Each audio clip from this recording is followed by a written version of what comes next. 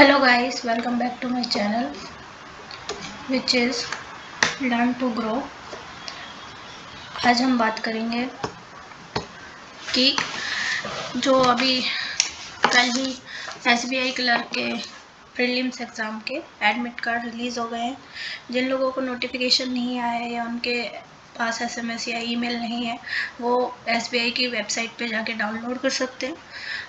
Exam जो है 26-27 तारीख को होंगे। 3 शिफ्ट में ये एग्ज़ाम होगा और आज हम इसकी प्रिपरेशन से लेकर इसके एग्ज़ाम अटेम्प्ट करने तक की स्ट्रेटजी को डिस्कस करने वाले हैं। आप सभी को पता है कि SBI क्लर्क प्री का जो एग्ज़ाम है वो 3 सेक्शंस आते हैं। उसमें 3 सेक्शंस में 20-20 मिनट का सेक्शनल टाइम होता है। सेक्शनल टाइम की वजह से जो स्पीड है वो हमें मेंटेन करने पड़ती है। इसके बाद दूसरी बात ये होती है कि अगर आप पहली बार एग्ज़ाम अटेम्प्ट करने जा रहे हैं या जो फ्रेशर्स हैं वो पहली बार अगर एग्ज़ाम दे रहे हैं तो उनको किस तरीके से अटेम्प्ट करना है कि उनका फर्स्ट टाइम में ही एग्ज़ाम क्लियर हो जाए। क्योंकि मैंने ये स्ट्रेटजी फॉलो करी थी, ये मैंने खुद की बनाई स्ट्रेटजी और मैंने खुद ने फॉलो करी और फर्स्ट अटेम्प्ट में मैंने एग्ज़ाम क्लियर किया था। और इसमें जो स्पीड है वो आपको टाइमिंग के हिसाब से मेंटेन करनी पड़ती है, क्योंकि अगर आप टाइम देखेंगे तो उस टाइम के अकॉर्डिंग हमारी जो मेंटल स्टेटस है उस टाइम पे थोड़ा डिस्टर्ब हो जाता है या फिर कह सकते हैं थोड़ा पजल हो जाता है। लेकिन आज हम इसी चीज़ को डिस्कस करने वाले हैं, इसी चीज़ से रिलेटेड आज की वीडियो मैंने बनाई है क्योंकि ये 15 डेज स्ट्रैटेजी है। आज से लेके आप एग्ज़ाम कंडक्ट होने तक 15 दिन से लेके 14 दिन तक बचे हैं। तो आज हम बताएंगे, आप मेरी स्ट्रैटेजी फॉलो करोगे तो डेफिनेटली आप मेरे पे रिलाई कर सकते हो कि आपका डेफिनेटली एग्ज़ाम क्लियर होगा ही होगा। अब मैंने कैसे ये एग्ज़ाम क्लियर किया है और आप लोग कैसे इस एग्ज़ाम को क्लियर करने वाले हैं वो, और आपकी अभी तक क्या प्रिपरेशन है। अगर आपकी ज़्यादा प्रिपरेशन भी नहीं है तो भी आप इस एग्ज़ाम को क्लियर कर सकते हो, क्योंकि इसमें जो कट ऑफ जाती है वो स्टेट वाइज आती है। डिपेंड करता है कि आपने किस स्टेट से वो एग्ज़ाम जो फॉर्म है वो फिल कहाँ से किया है। जैसे अहमदाबाद में, महाराष्ट्र में और ईस्ट साइड में कट ऑफ मोस्टली 70-60 के बीच में रहती है। लेकिन वहीं अगर दिल्ली, राजस्थान, जयपुर वगैरह जैसे है और दिल्ली है या फिर यूपी है, यहाँ पे जो कट ऑफ रहती है वो 80 तक भी चली जाती है। 75 to 80 के बीच में ये रहती है। इसीलिए अगर आप तीनों सब्जेक्ट्स में हाई स्कोर करते हैं और विद एक्यूरेसी क्योंकि इसमें नेगेटिव मार्किंग भी है तो आपको ये देखना पड़ेगा कि आपको नेगेटिव अटेम्प्ट नहीं करने। अगर क्वेश्चन नहीं आ रहा है तो आप उसको स्किप करेंगे और फिर आप उसके अगले क्वेश्चन पे सीधे जाएंगे, उस पर टाइम वेस्ट करना ही नहीं है। तो हम यहाँ पे आज सब्जेक्ट वाइज जो है अपनी स्ट्रेटेजी फॉलो करने वाले हैं। और मैं अभी भी यही स्ट्रेटेजी फॉलो करती हूँ, क्योंकि अभी मेरा जो एग्ज़ाम है वो अलग अलग ऑर्गेनाइजेशंस के लिए देती हूँ मैं। लेकिन मैंने SBI फर्स्ट अटैम्प्ट में कैसे क्लियर किया था, IBPS के एग्ज़ाम मैंने फर्स्ट एग्ज़ाम कैसे क्लियर किए हैं, मैंने बहुत सारे मल्टीपल एग्ज़ाम दिए हैं और वो मैंने सारे अपने फर्स्ट अटैम्प्ट में ही क्लियर कर लिए थे। तो आप लोग भी मेरी तरह ये एग्ज़ाम क्लियर कर सकते हैं। अब हम शुरू करते हैं कि ये एग्ज़ाम को अगर हम देखेंगे कि ये एग्ज़ाम हम कैसे फॉलो करते हैं, कैसे हमने इसमें मैंने इसमें क्या करा था। तो जैसे अब पहला सब्जेक्ट होता है वो होता है हमारा इंग्लिश का। जब इंग्लिश की हम बात करते हैं तो आपने देखा होगा इसमें जो जैसे SBI PO है, SBI PO का अब की बार पैटर्न चेंज हो गया, लेकिन अभी क्लर्क का चेंज हुआ। लेकिन ये प्रिडिक्शन दी जा रही है या फिर ऐसा बोला जा रहा है कि नेक्स्ट टू नेक्स्ट ईयर या next to next year SBI clerk का भी पैटर्न चेंज हो सकता है, क्योंकि SBI PO का चेंज कर दिया। तो अब इसमें जैसे 30 क्वेश्चन आते हैं इंग्लिश में। अब इंग्लिश में अगर 30 क्वेश्चन आते हैं और हमारे पास 20 मिनट्स ही बचे तो आपको किस तरीके से अटैम्प्ट करना है ये मैं आपको बताऊंगी। क्योंकि ये क्लर्क लेवल का एग्ज़ाम है तो ये इतना डिफ़िकल्ट होता नहीं है, बहुत ही ईजी और अटैम्प्टेबल होता है। आपने अच्छे से प्रिपरेशन करी है तो 20 मिनट्स भी आपके लिए बहुत सफिशिएंट हो जाते हैं। देखो, अगर पहली कॉम्प्रिहेंशन दिया हुआ है, अगर कॉम्प्रिहेंशन से शुरू हो रहा है तो आपको क्या करना है, कॉम्प्रहेंशन अगर डेटा दिया हुआ है या फिर कोई स्टोरी बेस है तो आप उसको अटेम्प्ट करें, क्योंकि डेटा से ही 2-3 क्वेश्चन आराम से बन जाते हैं और स्टोरी बेस होते हैं तो हमको आंसर पता होते हैं कि फटाफट से हमने उसको पढ़ लिया। हाँ, आपकी रीडिंग बहुत अच्छी होनी चाहिए, आपको समझ होनी चाहिए, क्योंकि इसमें क्या होता है 10 क्वेश्चन आते हैं, 10 क्वेश्चन में से क्या होता है कि एक क्वेश्चन होगा, जैसे 3, अगर ये 3 से 4 अगर एंटोनिम सिनोनिम के दिए जाते हैं जो बोल्ड लेटर में लिखा होता है, तो 2 क्वेश्चन एंटोनिम के होंगे, 2 क्वेश्चन सिनोनिम के होंगे, ऐसे होगा, या एक एक क्वेश्चन होगा। एक अगर फिलअप वाला आ जाता है जिसमें आपको जैसे ऑप्शन दिया हुआ है तो आपको उसमें सूटेबल पूछेगा कि विच सूटेबल आप उसमें भरेंगे, या फिर जैसे दिया होगा तो उसमें कोई ऐसे ऐसे करके जैसे एरर आती है तो उसमें से पूछेंगे इसमें से किस में एरर है, किस पार्ट में एरर है, ये पूछेगा। ठीक है, अगर कॉम्प्रहेंशन, दूसरी बात ये है कि अगर कॉम्प्रहेंशन ऐसा दिया हुआ है जो इन्वायरमेंट बेस है या किसी सोशल इशू को लेकर है, तो उसको मैं यही एडवाइस करूँगी आप उसको लास्ट में अटेम्प्ट करें, क्योंकि ये जो होते हैं इसमें आपको आंसर फाइंड करने में कम से कम 5 मिनट लग जाते हैं, और 20 में से 5 मिनट तो हमारे फिर 5 मिनट हमारे कॉम्प्रहेंशन में लग जाएंगे, तो हमारे पास 15 मिनट बचेंगे जिसमें हमें एरर और बाकी क्वेश्चन पे अटैम्प्ट करने होते हैं। तो अब इसके बाद क्या करना है, अगर कॉम्प्रहेंशन अटैम्प्ट नहीं किया तो आप सबसे पहले जाएंगे वर्ड स्वैप वाले क्वेश्चन पे, वर्ड स्वैप वाले क्वेश्चन के जाएंगे और इनएप्रोप्रिएट जो मिस स्पेल्ट होता है वो वाले क्वेश्चन अटैम्प्ट करेंगे, क्योंकि ये 5-5 क्वेश्चन का वेटेज लेके चलते हैं और ये बहुत इजीली अटैम्प्ट हो जाते हैं, बहुत इजीली बन भी जाते हैं। तो मैं सबसे पहले यही वाला सेक्शन उठाती हूँ कि सबसे पहले वर्ड स्वैप वाला कर लूँ, फिर उसके बाद इनएप्रोप्रिएट वाला कर लूँ, क्योंकि ये बहुत बन जाता है, 1-2 मिनट में क्वेश्चन हो जाते हैं, और स्पीड अच्छी होनी चाहिए, रीडिंग अच्छी होनी चाहिए, समझ में आना चाहिए कि हम क्या अटेम्प्ट करें। दूसरी चीज़ होती है हमारी कि हम बात करेंगे अगर कि आपको उसके बाद क्या करना है, तो आपको उसके बाद करना है, आप देखेंगे अगर पैराजम्बल दिया हुआ है, पैराजम्बल जिसमें ABCDEF 5 या 6 क्वेश्चन इसके आते हैं, ठीक है, तो आपको वो बनाना है। ईजीली बन रहा है तो आप बना दीजिए, नहीं बन रहा है तो आप देखिए कि फर्स्ट जो सेंटेंस है वो स्टार्ट किससे हो रहा है, जैसे फर्स्ट दिया होगा तो PQRS और उसके बाद लास्ट सेंटेंस दिया होगा, तो आपको देखना है कि अगर P से स्टार्ट हो रहा है तो Q इसके बाद क्या आएगा, तो वो बन जाएगा। ठीक है, लास्ट लाइन और फर्स्ट लाइन को देखो कि बीच में क्या आ रहा है, कहाँ से शुरू करके कहाँ पे कंक्लूजन दे रहा है। ठीक है, अगर नहीं बन रहा है तो इसको स्किप करके सीधे क्लोज टेस्ट पे आना, क्लोज टेस्ट इजी होता है, बन जाता है। अगर वर्ड्स की मीनिंग आ रही है, अगर आपकी वोकैब अच्छी है तो आप अटेम्प्ट करना।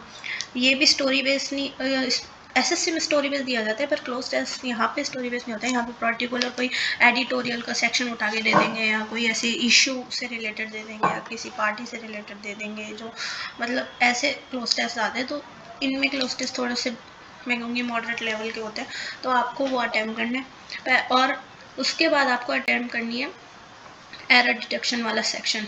एरर डिटेक्शन वाले सेक्शन में क्या होता है कि अगर आप इसको अटैम्प्ट करेंगे और आपकी अच्छी समझ होनी चाहिए ग्रामर पे, क्योंकि ग्रामर ही इसका मेन रोल होता है। इसमें क्या होता है, जैसे फ्रेज पूछ लेगा, फ्रेज से रिलेटेड एरर देगा, या ऐसे एरर देगा जो वर्ब से रिलेटेड होंगे, या ऐसे क्वेश्चन आते हैं जैसे इन स्पाइट ऑफ लिखा है तो डिस्पाइट ऑफ लिख देंगे। इस तरीके से क्वेश्चन बहुत इजीली अटैम्प्ट हो जाता है। 30 क्वेश्चन का वेटेज है, और अगर आपका कॉम्प्रहेंशन अटेम्प्ट नहीं हुआ है तो फिर आप लास्ट में जाइए, लास्ट के 3 से 4 मिनट होते हैं, सफिशिएंट होते हैं, वो क्वेश्चन अटेम्प्ट करिए जिसमें बोल्ड इटैलिक लेटर में जो लिखे हैं उनके एंटोनिम सिनोनिम कीजिए, फिर डेटा अगर दिया हुआ है तो सीधे सीधे अटेम्प्ट करिए, और फाइंड कीजिए कि अगर वो पूछ रहा है 2 या 3rd नंबर पे तो पैराग्राफ कितने स्टैंजर्स में दिया है, फर्स्ट, सेकंड, थर्ड, मोस्टली 3 स्टैंजर्स का पैराग्राफ होता है, नहीं है तो 2 स्टैंजा में भी वो ख़त्म कर देता है। बाकी ये इसकी स्ट्रैटेजी है। 20 मिनट बहुत अच्छे होते हैं आपकी प्रिपरेशन अगर इस लेवल की है कि आप 20 मिनट में पूरे 30 क्वेश्चन अटैम्प्ट कर लेते हो तो विद एक्यूरेसी तो बहुत अच्छी बात है। अगर नहीं करते तो आप कम से कम 25 से लेकर 27 तक क्वेश्चन अटैम्प्ट करिए, क्योंकि ये एक ऐसा सेक्शन है जो हाई स्कोर हमें प्रोवाइड कराता है। और आपको मैं एक और बात बताऊँ, SBI क्लर्क का प्री निकालना सबसे इजी होता है। अब उसके बाद अगर हम देखें तो हम बात करेंगे कि जो हमारा सेक्शन है रीजनिंग की बात करें तो रीजनिंग वाले सेक्शन में जो क्वेश्चन आते हैं वो 35 क्वेश्चन आते हैं, और 35 क्वेश्चंस में जो क्वेश्चन दिए गए, मैं अगर आपको बताऊं तो 35 क्वेश्चंस के हिसाब से 20 मिनट्स सफिशिएंट है, और 20 मिनट्स बहुत इजीली अटैम्प्ट हो जाते हैं, और आपकी समझ अच्छी होनी चाहिए उस सेक्शन पे पर्टिकुलर। तो अब हम बात करेंगे रीजनिंग के सेक्शन की, जो कि बहुत इजी है, और आप लोगों को इसकी स्ट्रैटेजी कैसे फॉलो करनी है वो मैं बताऊंगी, ठीक है। तो हम बात करेंगे यहाँ पे रीजनिंग के सेक्शन की। सबसे पहले आपको पजल अटैम्प्ट नहीं करनी है, पहले आपको अटैम्प्ट करने हैं मिसलेनियस सेक्शन, जो होता है स्लॉग्स, इनइक्वालिटी, ठीक है। इनके 5-5 क्वेश्चन होते ही होते हैं, वो अटैम्प्ट करने हैं। उसके बाद आपको अगर डायरेक्शन के क्वेश्चन दिए हुए हैं तो डायरेक्शन के क्वेश्चन अटैम्प्ट करने, फिर उसके बाद आपको पजल के क्वेश्चन अटैम्प्ट करने। अगर पजल सीटिंग अरेंजमेंट वाली है, जिसमें सर्कुलर बेस सिटिंग अरेंजमेंट या फिर स्क्वायर बेस सिटिंग अरेंजमेंट है, तो आप इसको तुरंत ही अटेम्प्ट कर ले, और हर पजल की 2 प्रोजेक्शन साथ में लेके चले। 2 प्रोजेक्शन होना ज़रूरी है, क्योंकि हमको आफ्टर 2 या 3 लाइन बाद ही पता चल जाता है कि एक जो प्रोजेक्शन हमारी फेल हो गई, तो हम स्टिक हो जाते हैं दूसरी पर, दूसरी बन ही जाती है, ठीक है। फिर उसके बाद हम बात करेंगे पजल सर्कुलर और स्क्वायर बेस अटेम्प्ट करनी है। डायरेक्शन में ब्लड रिलेशन का एक क्वेश्चन होगा तो वो ज़रूर अटेम्प्ट करना, क्योंकि इजी आता है, आराम से बन जाता है, ठीक है। उसके बाद आता है हमारा डायरेक्शन, मैंने बता ही दिया।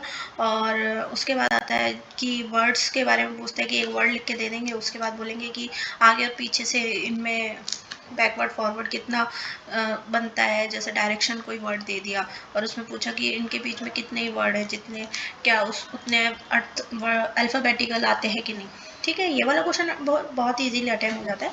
बन रहा हो तो फटाफट इसको अटेम्प्ट करना, ठीक है। अब उसके बाद जो सबसे मोटी बात यह है कि इसमें जो पजल का सेक्शन है वो 2 से 3 पजल वो 35 क्वेश्चन अटेम्प्ट करने के लिए देता ही देता है, क्योंकि वो क्या करेगा कि कितने क्वेश्चन दे देगा स्लॉग्स के 5, उससे ज़्यादा नहीं देगा, इनइक्वालिटी के इतने नहीं देगा, डायरेक्शन के 2 से 3, ब्लड रिलेशन के 2 से 3, तो पजल में वो फंसाता है, ठीक है। एक लीनियर बेस्ड पजल आएगी अगर, जिसमें कुछ नॉर्थ में देख रहे होंगे, कुछ साउथ में देख रहे होंगे, वो वाले, या फिर ये पूछेगा कि वो नंबर्स नहीं, या तो 8 लोग बैठे होंगे ये बोलेगा, या फिर ये बोलेगा लीनियर वाले में कि साउथ और वेस्ट में देख रहे हैं या सभी नॉर्थ में देख रहे हैं, और आपको क्या करना है कि टोटल नंबर्स निकालने हैं। वो कुछ व्यक्ति बोलेगा कि सम ऑफ द पीपल, पर टोटल नंबर नहीं बताएगा, तो आपको वहाँ पे टोटल नंबर वाली पजल निकालनी है, सिटिंग अरेंजमेंट बनानी है। फिर उसके बाद बात आती है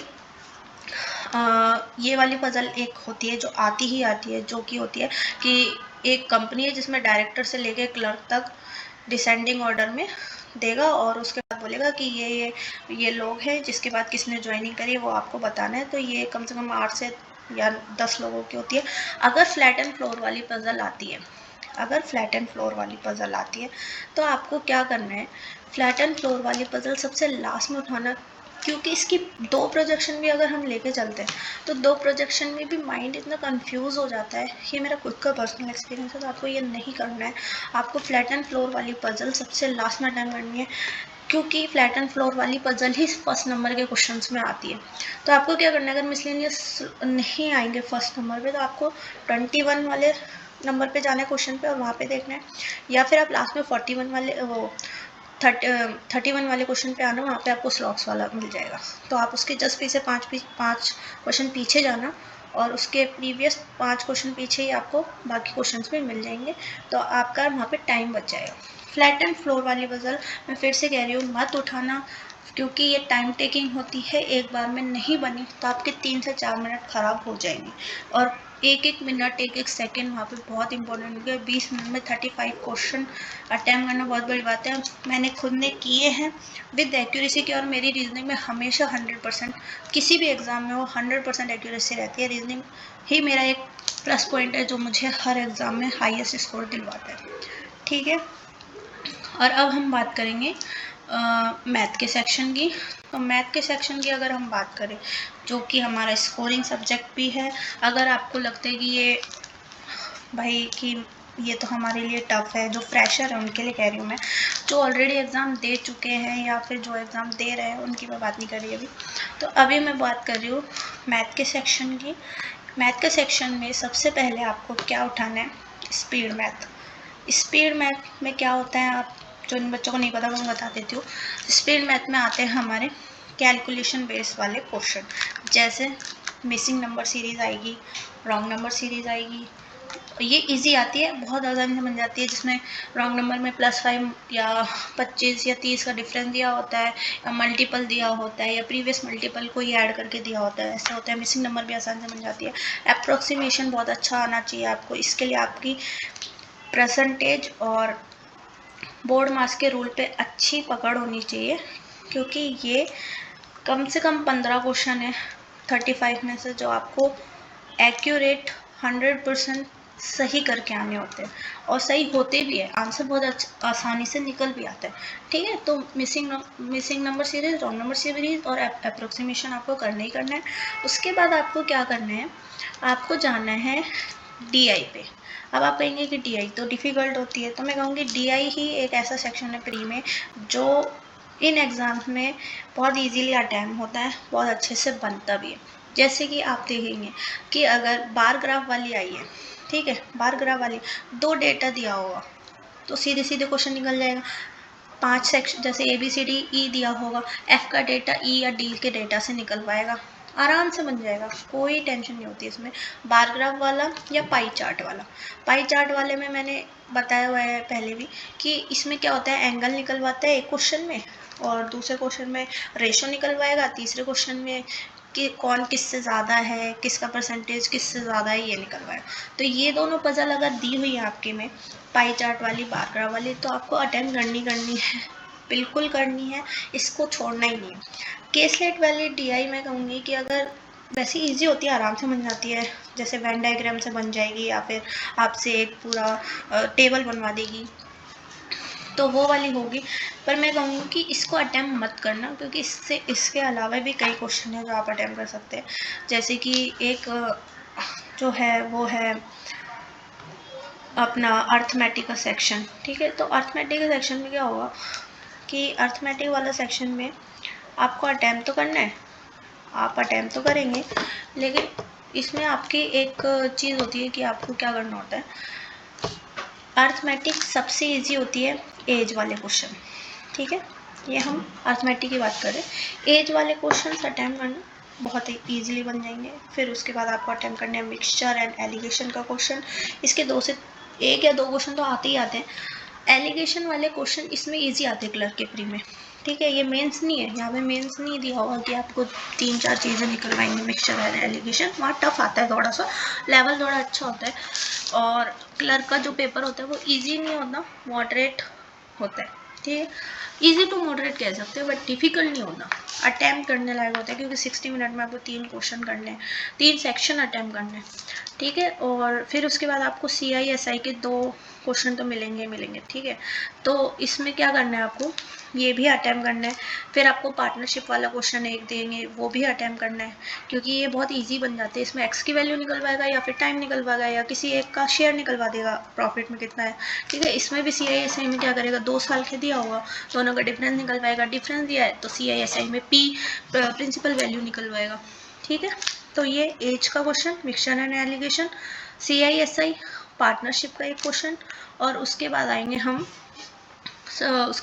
प्रॉफिट एंड लॉस के क्वेश्चन पे, जिसमें एक क्वेश्चन तो ऐसे ही देते हैं कि भाई MP CP से 50% ज़्यादा है, और फिर उसके बाद 2 वैल्यू देंगे कि उसने 2 वस्तुएं खरीदी है, और उसके बाद एक को उसने 50% मोर पे बेचा है, एक को उसने 20% लेस पे बेचा है, तो आपको CP निकालना है, या फिर आपको डिस्काउंटेड वैल्यू निकालनी है, ठीक है। SP की वैल्यू पूछ लेगा, ये वाला क्वेश्चन होता है। उसके बाद आता है प्रॉफिट एंड लॉस, ये देखो ये तो आते ही आते हैं। उसके बाद आता है टाइम एंड डिस्टेंस। देखो टाइम एंड डिस्टेंस से एक क्वेश्चन पूछेगा ये कि बस या कार से रिलेटेड होगी, बस या कार की स्पीड दी होगी, या फिर वही ट्रेन वाला क्वेश्चन जिसमें ये बोलता है कि वो एक अपने से दुगनी ट्रेन को वो इतने समय में पार करता है, तो सामने से आ रही एक ट्रेन को वो इतने समय में पार करेगा, ठीक है, जिसमें टाइम, मोस्टली टाइम या फिर सेकंड ट्रेन की स्पीड निकलवाता है, ठीक है। उसके बाद बोट एंड स्ट्रीम, ये एक उनका फेवरेट है, बोट एंड स्ट्रीम। ये एक क्वेश्चन एक्स की वैल्यू, वाई की वैल्यू या फिर डिस्टेंस, ये तो वो निकलवाता ही निकलवाता है। अब हम बात करेंगे, एक और सेक्शन है, जो सेक्शन ये, इसमें एक और पार्ट है, वो है हमारा परसेंटेज। परसेंटेज की मैं बात करूँ तो ये क्या है, हमारा यहाँ कवर हो जाता है अप्रोक्सीमेशन में। तो परसेंटेज के वो क्वेश्चन इतने देता नहीं है, अगर देगा तो वो वही वाले क्वेश्चन देगा कि भाई एक व्यक्ति है, उसको इतने वोट मिले हैं और वो इतने परसेंट वोटों से हार गया, सेकंड वाले इतने से जीत गया, तो आपको टोटल वोट्स बता दें। ठीक है, ये वाले क्वेश्चन वो देता ही देता है। ये हो गई हमारे तीनों सब्जेक्ट्स की बात। अब मैं आपको एक और चीज़ कन्वे करना चाहती हूँ अपनी तरफ से, वो ये है कि आप लोगों ने देखा होगा कि कई टीचर्स भी हैं, कई चैनल्स पे कई लोग हैं, कई लोग अपनी अपनी स्ट्रैटेजी बताते हैं, लेकिन मैंने आपको वो स्ट्रैटेजी बताई है जो मैंने खुद फॉलो करी है, और ये एक स्ट्रैटेजी को फॉलो करके ही मैंने फर्स्ट अटैम्प्ट में अपने हर एग्ज़ाम को फर्स्ट अटैम्प्ट में क्लियर किया। मेंस में डिफ़िकल्टी होती है, मैं नो डाउट, ज़रूरी नहीं है कि मेंस फर्स्ट टाइम पे निकल जाए, क्योंकि मेंस थोड़ा डिफ़िकल्ट आता है, वो चाहे किसी भी लेवल का हो, लेकिन आपको करना पड़ेगा, आपको मेरे पे रिलाई करना पड़ेगा। एंड आई अश्योर यू कि अगर आप ये स्ट्रेटेजी फॉलो करेंगे, आपके 100 में से 75 to 80 नंबर आराम से आएंगे, और आपको प्री की टेंशन ही नहीं लेगी। आपने चाहे किस भी स्टेट से फॉर्म फिल किया होगा, वो आप पास करेंगे ही करेंगे, आपका प्री क्लियर होना ही होना है, और आपको मेंस पे फोकस करना होगा। उसके बाद हम मेंस की प्रिपरेशन की भी बात करेंगे कि किस सेक्शन का, क्योंकि मैंने मेंस भी दिया है तो मुझे पता है कि किस तरीके के क्वेश्चन वो अभी करंट सिनेरियो क्या है, और अभी किस तरीके के क्वेश्चन वो फॉलो कर रहे हैं, वो पूछ रहे हैं। ठीक है, चाहे कोई सा भी एग्ज़ाम हो, आपको ये स्ट्रेटेजी प्री लेवल के एग्ज़ाम के लिए तो फॉलो करनी ही चाहिए। और ये सिर्फ कहने वाली बात नहीं है, लेकिन मैंने ये खुद फॉलो की है, और ये मेरी खुद की बनाई हुई है, ये मैंने किसी को फॉलो करके नहीं किया है। ये आप जब मल्टीपल एग्ज़ाम देते हैं तो आपको पता चल जाता है कि आपने किस तरीके से फॉलो किए चीज़ें, आपने किस तरीके से कहाँ मिस्टेक करी थी, और मैंने अपनी मिस्टेक्स से सीखा है। क्योंकि जब मैंने पहले कोई एग्ज़ाम दिए थे तो वो मेरे क्लियर ही नहीं होते, तो मुझे समझ नहीं आता था कि मैंने कहाँ मिस्टेक करी, लेकिन अब मुझे अच्छे से पता होता है और मेरा हर एग्ज़ाम क्लियर हो जाता है। आपको भी यही चीज़ को फॉलो करना है। आपकी एज बहुत मैटर करती है, आपका टाइम बहुत मैटर करता है। आप उस चीज़ को समझेंगे कि हमारा टाइम और वेस्ट ना हो, कि हम बस अपनी तैयारी में ही 4-5 साल लगा रहे हैं। खासकर वो एस्पिरेंट जो अभी ग्रेजुएट हुए, उनके लिए ये बहुत अच्छा मौका है। और अगर आप मेरे चैनल को लर्न टू ग्रो को अगर फॉलो करेंगे, उसको फॉलो करेंगे, तो आपको पता चलेगा कि एग्ज़ाम्स जो मैंने बताया, जिस तरीके से मैंने बताया, जिस क्वेश्चंस को मैंने डिटेल में आपसे डिस्कस किया है, वही क्वेश्चंस वो एग्ज़ाम में पूछता है।